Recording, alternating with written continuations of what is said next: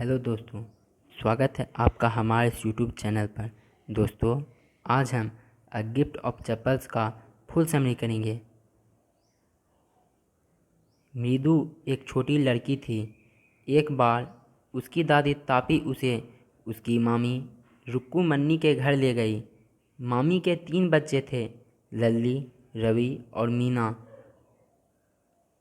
जैसे ही मामी ने दरवाज़ा खोला, रवि और मीना बाहर निकले।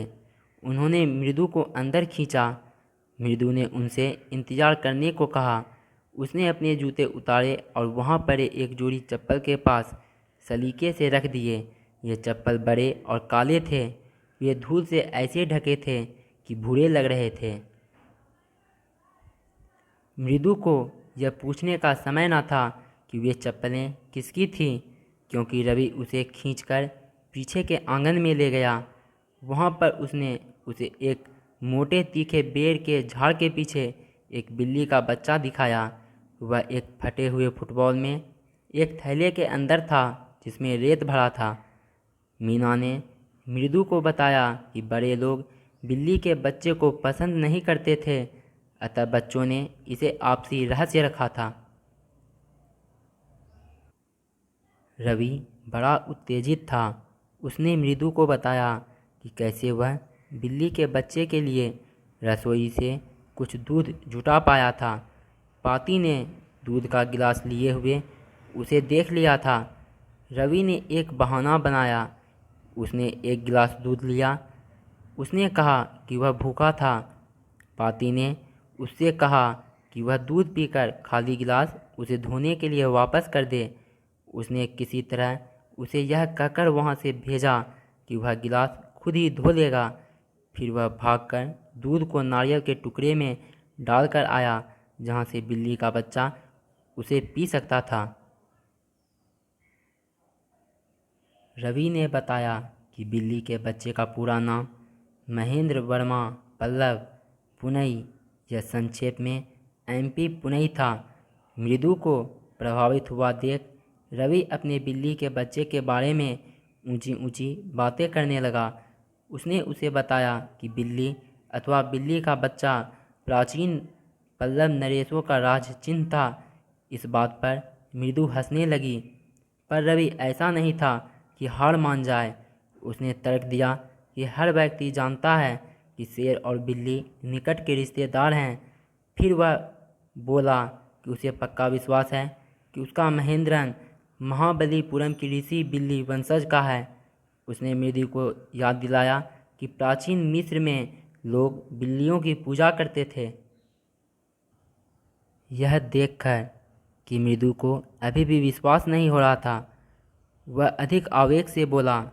वह बोला कि मिस्र के लोग बिल्ली देवी बास्टेट की पूजा करते थे। बास्टेट का एक वंशज पल्लवों के एक जहाज में छिप गया। इस प्रकार वह महाबलीपुरम आ गया। वह हठपूर्वक बोला कि MP महेंद्रन उसी बिल्ली का वंशज था। अपने ही तर्कों से रवि ऐसा खुश हुआ कि खुशी के कारण उसके मुंह से चीख निकल गई। ठीक उसी समय क्रिच क्रिच की आवाज़ हुई। इन आवाज़ों से बिल्ली का बच्चा डर गया। वह कूद पड़ा और लाल मिर्च से भरी बांस की तस्तरी की तरफ भागा। उसने उसमें से कुछ अपने ऊपर डाल ली और बुरी तरह रोने लगा। मृदु ने पूछा कि वह क्रिच क्रिच की आवाज़ कहाँ से आ रही थी। तब यह पता लगा कि वह आवाज़ खिड़की से होकर कमरे से आ रही थी। लल्ली वायलिन बजाना सीख रही थी। रवि ने बताया कि म्यूजिक मास्टर बड़ी गति से पढ़ाता था, पर लल्ली को कभी कुछ समझ नहीं आता था। जब भी वह वायलिन बजाती, सिर्फ यही क्रिच क्रिच की आवाज़ ही करती थी। मृदु ने खिड़की से झांका। उसने लल्ली को वायलिन थामे देखा। म्यूजिक मास्टर उसके सामने बैठा था। वह पैर के अपने बड़े अंगूठों को फर्श पर बजाकर ताल दे रहा था।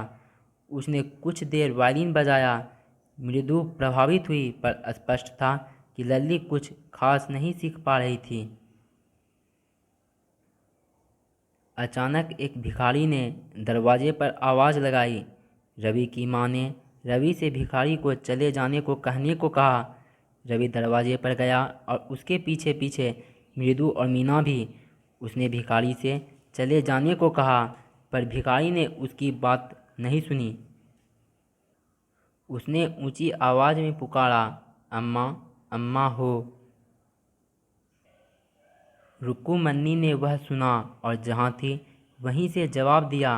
आज्ञा स्पष्ट थी, भिखारी से न केवल चले जाने को बल्कि फिर कभी न आने को भी कहा गया था।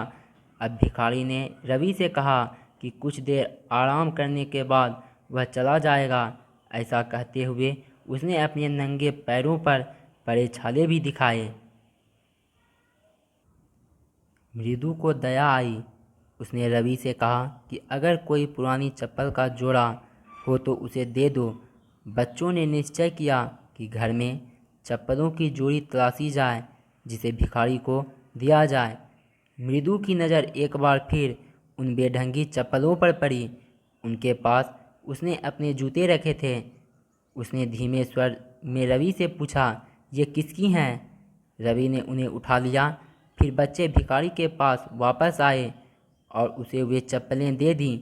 भिखारी इतना खुश हुआ कि अब वह वहाँ और अधिक नहीं रुका। उसने बच्चों को आशीर्वाद दिया और चप्पलें लेकर चलता बना। कुछ देर बाद म्यूजिक मास्टर अपनी चप्पलों को तलाशता वहाँ आ पहुँचा। उसे वे नहीं मिली।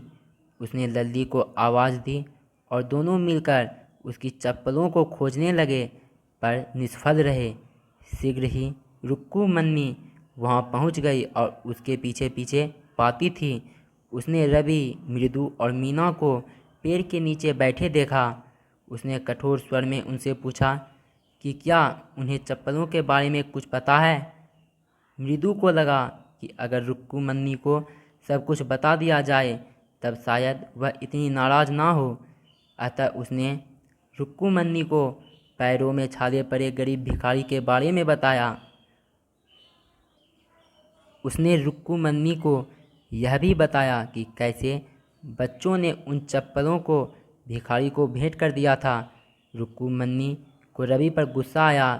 रवि ने तर्क देने का प्रयत्न किया कि उसने सही काम किया था, पर वह इतनी क्रोधित थी कि कुछ सुन नहीं सकती थी। उसने रवि को तुरंत ही घर के अंदर जाने को कहा। फिर वह स्वयं घर के अंदर गई। वह गोपू मामा की नई चप्पलें ले आई जिन्हें बहुत ही कम पहना गया था। उसने उन्हें म्यूजिक मास्टर को दिया। म्यूजिक मास्टर ने खुशी खुशी उन्हें स्वीकार कर लिया। म्यूजिक मास्टर चला गया था। रुक्कुमन्नी मृदु को कुछ नाश्ता देने के लिए रसोई में लेकर आई। अब उसका गुस्सा जा चुका था। वह हंसी। उसने सोचा कि जब गोपू मामा को पता लगेगा कि उसकी चप्पलें चली गई हैं तो वह क्या कहेगा। उसे पता चल जाएगा कि वे म्यूजिक मास्टर को दे दी गई हैं। तो दोस्तों, अ गिफ्ट ऑफ चप्पल्स का फुल समरी कंप्लीट हुआ। आप दूसरे चैप्टर्स का भी समरी चैनल के प्लेलिस्ट में जाकर देख सकते हैं। अगर आप चैनल पर नए हैं तो चैनल को सब्सक्राइब करें और वीडियो कैसी लगी कमेंट बॉक्स में ज़रूर लिखें।